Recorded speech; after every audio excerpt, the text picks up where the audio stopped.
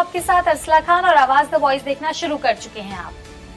आज के इस दौर में सब्सटेंस अब्यूज यानी कि नशे की समस्या जो है वो हर एज ग्रुप में देखी जा रही है। क्यों ये बढ़ रही है?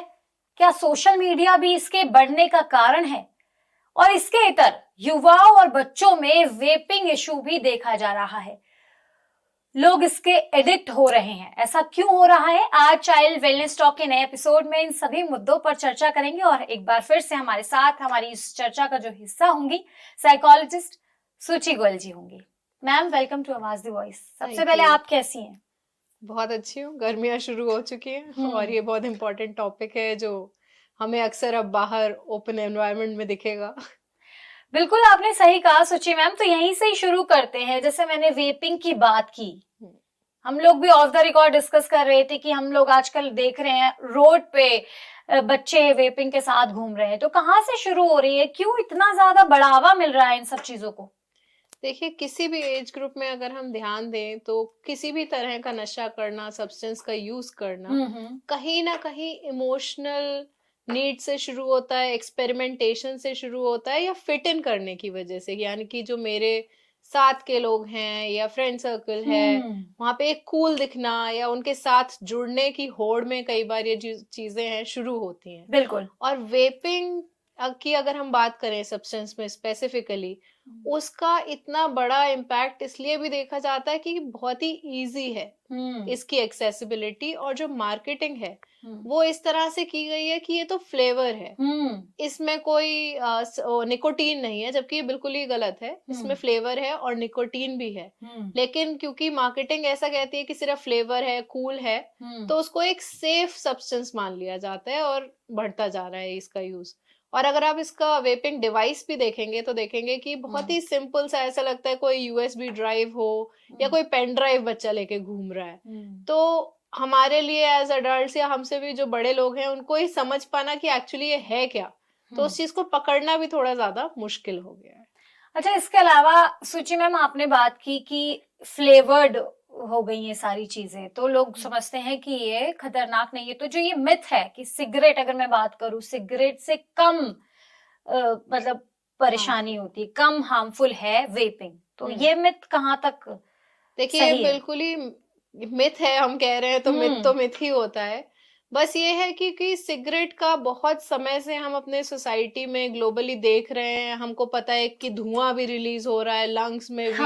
और मूवीज देखी है हमने, सिनेमा देखा है, हर जगह तार, इतना तार, तो वो एक कॉन्सेप्ट स्टैब्लिश हो चुका है। लेकिन उसके बावजूद भी सिगरेट का इंटेक अगर आप ईयरली देखें तो करीबन 20% से ज्यादा बढ़ता है ग्लोबली, इंडिया में भी और हर जगह ही। कितना भी 2019 के अंदर ई सिगरेट्स कंप्लीटली बैन कर दी गई थी, लेकिन आज भी बहुत ही इजीली आप ई कॉमर्स के थ्रू, सोशल मीडिया के थ्रू उनको एक्सेस कर सकते हैं और बहुत ही इजीली आपको अवेलेबल हो जाती है।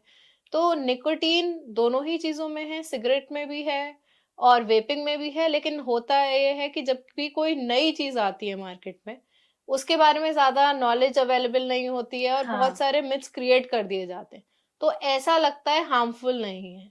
जैसे अगर आप देखें कि आईएमए की रिसर्च देखेंगे कि मेडिकल काउंसिल क्या कह रहा है, इसके क्या लॉन्ग टर्म इफेक्ट है, तो जो चीज नई इंट्रोड्यूस होती है उसके लॉन्ग टर्म इफेक्ट जानने में भी हम समय लगता है।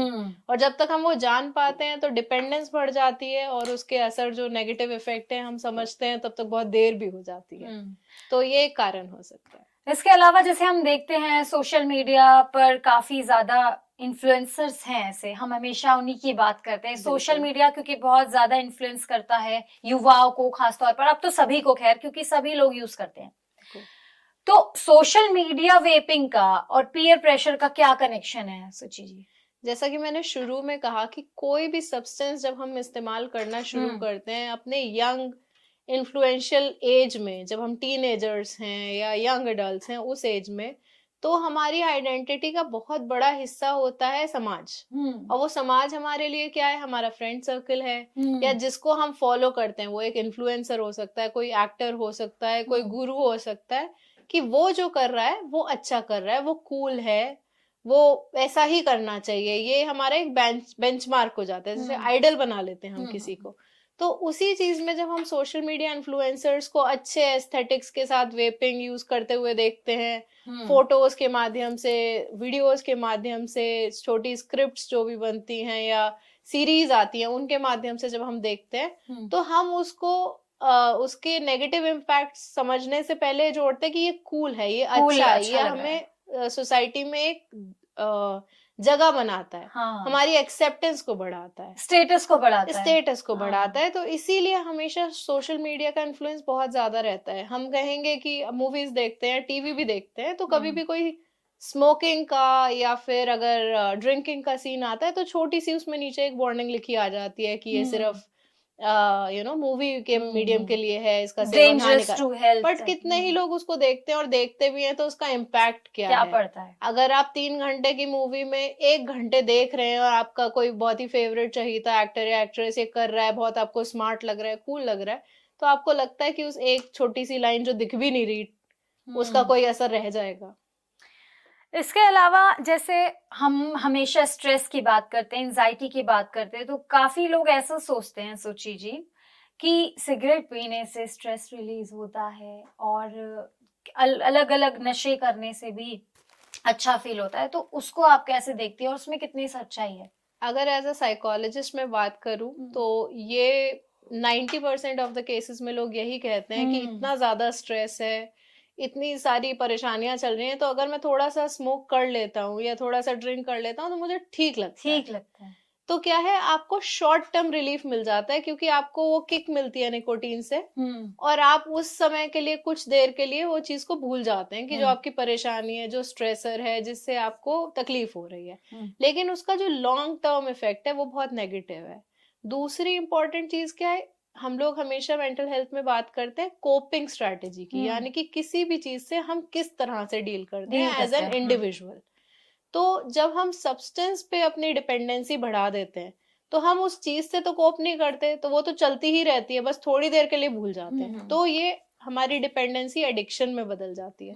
जैसे कि अगर हम वेपिंग की बात करें, और आपने जैसा बहुत अच्छा पॉइंट आउट करा कि उसमें क्या निकोटीन नहीं होता है, निकोटीन होता है लेकिन कम मात्रा में होता है, फ्लेवर होता है। तो आप सोचिए, अगर कोई एक टीनेजर वेप करना शुरू करता है 13, 14, 15 साल की उम्र से, 6 महीने के लिए वो वेपिंग करता है, तो जब वो नेक्स्ट सब्सटेंस ट्राई करेगा, और ये भी फैक्ट है एस्टैब्लिश कि अगर कोई भी सब्सटेंस आपने एक बार यूज करा तो हायर डिग्री का सब्सटेंस यूज करने के आपके चांस बढ़ जाते हैं, क्योंकि आपकी बॉडी उसे इजीली अडेप्ट करेगी। तो जब आपने 6 महीने वेपिंग कर ली और फिर आपने एक दिन सिगरेट स्मोक करी, तो आपको मजा आएगा, क्योंकि वो सिगरेट आपको फर्स्ट टाइम यूजर जैसी किक नहीं देगी, लेकिन फिर भी वेपिंग से बेटर लगेगा क्योंकि बॉडी ऑलरेडी वेपिंग को अडेप्ट कर चुकी है। इसके अलावा सोची जी, जैसे हम देखते हैं हुक्का कल्चर, बिल्कुल आप मेरी बात से अग्री करेंगे, हर रेस्टोरेंट भी अलाउ कर रहे हैं। आप आजकल ये स्टेटस में बहुत ज्यादा नॉर्मल हो गया है कि अगर हुक्का होगा तभी हम कैफे में जाएंगे, मतलब हैंग आउट करने के लिए भी वो हमारी प्रायोरिटी बन गया है। इसी के साथ साथ एनर्जी ड्रिंक भी कुछ ऐसी आ गई, नॉर्मली भी अगर बैठे हैं, रात में नींद नहीं आ रही है तो एनर्जी ड्रिंक ले रहे हैं कि नहीं आए, और या फिर बहुत सारी चीजें, कभी लो फील कर रहे हैं तो बजाय ये सोचने के, एक्सरसाइज करने के, योगा करने के, एनर्जी ड्रिंक पर स्विच कर जाते हैं। उसको आप कैसे देखती है, कितना हार्मफुल है वो? देखिए, सारा जो खेल है वो कहीं ना कहीं इंस्टेंट रिलीफ और इंस्टेंट ग्रेटिफिकेशन का है कि आप कोई भी चीज करेंगे पॉजिटिवली, उसका इम्पैक्ट देखना चाहेंगे तो उसमें समय लगेगा। अगर आज आपने ABCD पढ़नी शुरू करी है तो आपको 2 वर्ड्स का स्पेलिंग या 3 वर्ड्स के में समय लगेगा। लेकिन हमारी जनरेशन या आज का समय जो है वो हर चीज इंस्टेंटली चाहता है। अब इतना समय मेरे पास नहीं है कि मैं इतना एफर्ट लगाऊं। दूसरा, जो हुक्के की आपने बात करी, अभी ये ट्रेंड मैं कहूंगी दोबारा से आया है। 2006 में मैंने दिल्ली यूनिवर्सिटी में एडमिशन लिया था, और कमला नगर मार्केट में उस टाइम कोई 2 दुकान के बाद तीसरा कैफे ऐसा नहीं था जिसमें हुक्का पार्लर नहीं हो, और उस टाइम फिर एक बहुत बड़ा दौर चला था जब हुक्का कंप्लीटली बैन हो गया था। अब वो पहले छोटे कैफे से इतना पॉपुलर कल्चर बन चुका था कि घरों में आ गया था, और अब क्या है, वो एलीट कैफेज की तरफ जा रहा है, क्योंकि अब लोगों को एस्थेटिक अच्छे चाहिए, तो छोटा कैफे भी नहीं चाहिए, वो ब्रांडिंग भी उनकी इमेज से रिलेटेड है। तो वापस से वही चीजें रिपीट हो रही हैं, बहुत ही एग्जिस्टिंग पैटर्न है। और सेम अगर आप देखें, और आपने बहुत अच्छा पॉइंट आउट करा है कि वेपिंग की भी हमने ब्रांडिंग फ्लेवर से करी फ्लेवर से कर दिया है। और हुक्के की भी जो ब्रांडिंग हुई वो थी वो फ्लेवर से। फ्लेवर से ही शुरू हुई एग्जैक्टली। थी। और जबकि पहले अगर हम बहुत छोटे थे तब की देखें तो हम सोचते थे वो कोई गांव में मूवी के सीन में कोई वो ऐसे हुक्का चौपाल ले, लगा के लोग हाँ, बैठ जा रहे हैं। उसको हम समझते हैं तो कितना गलत है, तंबाकू का है। लेकिन जहां हाँ। हम कैफे में ले रहे हैं तो हमको लगता है कितना कूल है, कितना अच्छा है, हम्म। इसमें तो बड़ा अच्छा स्मेल है और फ्रेग्रेंस है और ये है। इसके अलावा ये कितनी प्रॉब्लमेटिक हो सकता है और डॉक्टर से कंसल्ट करना चाहिए इसलिए? देखिए, एक जो सबसे इम्पोर्टेंट चीज है जो मिस हो जाती है कि हम कब पहचाने कि शायद बच्चा किसी तरह का सब्सटेंस यूज कर रहा है। तो अक्सर जो हमने देखा है कि क्या होता है, अगर बिहेवियर में सडन चेंज है कि चिड़चिड़े हो गए हैं, ज्यादा गुस्सा आ रहा है, तो पेरेंट्स सोचते हैं टीनेज इशू है, बड़ा हो रहा है इसलिए हो रहा है, हाँ। इस एज में होता है। लेकिन आप उसको जानने की, समझने की कोशिश करिए, उसके पीछे कोई सब्सटेंस का न्यू इंट्रोडक्शन जुड़ा हो सकता है। दूसरी चीज जो हम कई बार देखते हैं कि टीनेजर्स में ना कुछ अलग फ्रेंड सर्कल में सडन चेंज हो जाना आपके, यानी कि आपके 5th 6th क्लास तक एक ही फ्रेंड का सर्कल चल रहा था, अब अचानक से कोई 2 नए फ्रेंड्स आपके बड़े पक्के हो गए, उन्हीं के साथ सब जगह जाना, उनसे बात कर रहे हैं तो अलग जाना, अकेले समय बिताना। तो छोटे छोटे जो आपको चेंजेस अपने टीनेजर्स में दिखते हैं, यंग अडल्ट्स में दिखते हैं, उनको बारीकी से समझें और उसके पीछे का कारण जानने की कोशिश करें। तभी जो हम बात करते हैं डॉक्टर्स के पास जाना या सलाह लेना कब होगा। तो जब आपने वार्निंग साइंस आइडेंटिफाई कर लिए, उसके बाद ये है कि अगर किसी को ऐसा है कि अगर वेप नहीं मिल रहा तो गुस्सा आ रहा है, चिड़चिड़ापन हो रहा है, सिगरेट नहीं मिल रही है, तो या हो रहा है कि मैं काम ही नहीं कर पा रही हूँ, जैसे आज हम लोग अक्सर बोलते हैं ना कि एक कप चाय मिल जाए फिर मैं सब काम कर लूंगी, वो भी एक तरह का एडिक्शन ही है कि दिमाग को इतनी आदत हो गई है, वो चाहिए कैफीन, तब तक काम ही नहीं कर पा रहे। तो अगर ऐसे पैटर्न्स आ रहे हैं जिससे आपको लग रहा है कि आप उसके बिना आपका काम नहीं हो रहा, आपको क्रेविंग हो रही है और मतलब फोकस करने में दिक्कत हो रही है, दैट मीन्स कि आप एडिक्टिव पैटर्न में जा चुके हैं और तब आपको डॉक्टरी इलाज की जरूरत है। इसके अलावा जैसे हमने देखा था बीच में सुचि जी, काफी प्रोडक्ट भी आए थे जो मतलब नशे की लत से दूर जाने के लिए आए थे, कहने का मतलब है छोड़ने के लिए, निकोटिन गम, निकोटिन पैचेस। हाँ, तो वो कितने हेल्पफुल होते हैं लोगों के लिए? देखिए, सबसे बड़ी बात ये है कि आपकी डिपेंडेंसी कितनी है, एडिक्शन कितना है और किस सब्सटेंस का है, सबसे पहली बात तो ये। और रही बात सेल्फ इम्प्रूवमेंट की, जो चीजें आप बोल रही हैं कि निकोटिन पैचेस है, बबल गम्स है, उसे तो उसके लिए सबसे जरूरी है कि आपने एक्सेप्ट कर लिया है कि आपको एडिक्शन है और आप अवेयर हैं और आप खुद से उस पर काम करना चाहते हैं। अगर आपने ये डिसाइड कर लिया, आधा काम तो आपका तभी हो गया। फिर आपको निकोटिन पैच मिले या नहीं मिले इज सेकेंडरी। तो फर्स्ट थिंग फर्स्ट इज कि अगर एक्सेप्टेंस आ गई है और अवेयरनेस हो गई है कि ये गलत है, ये मुझे छोड़ना है, इसका मेरा बॉडी पे लॉन्ग टर्म इम्पैक्ट अच्छा नहीं है। बट हाँ, कई सारी साइंटिफिकली जो ये चीजें निकाली गई हैं, लोग बोलते हैं इसका काफी पॉजिटिव उन्हें इम्पैक्ट मिला। एटलीस्ट शुरुआती दौर में जब कोई 10 सिगरेट दिन की या 15 सिगरेट ले रहा है तो एकदम से छोड़ना बहुत मुश्किल होता है और कोई भी एकदम से नहीं छोड़ता। विड्रॉल बहुत सीवियर होता है, मतलब लोग जानलेवा पेन तक महसूस करते हैं जब विड्रॉल होता है। तो ये चीजें उस प्रोसेस में हेल्प करती हैं।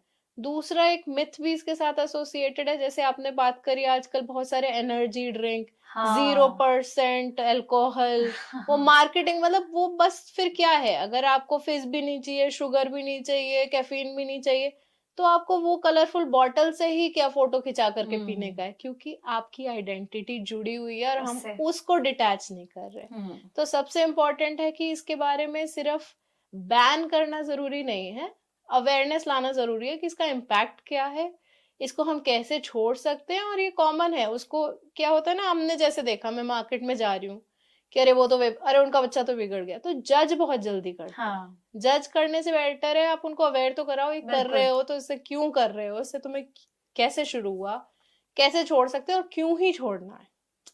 सिर्फ जज कर देना कि हाँ फला का बच्चा अच्छा नहीं है, वो तो ऐसा करता है वैसा करता है, आप उसको समझाएंगे तभी तो वो कुछ समझ पाएगा।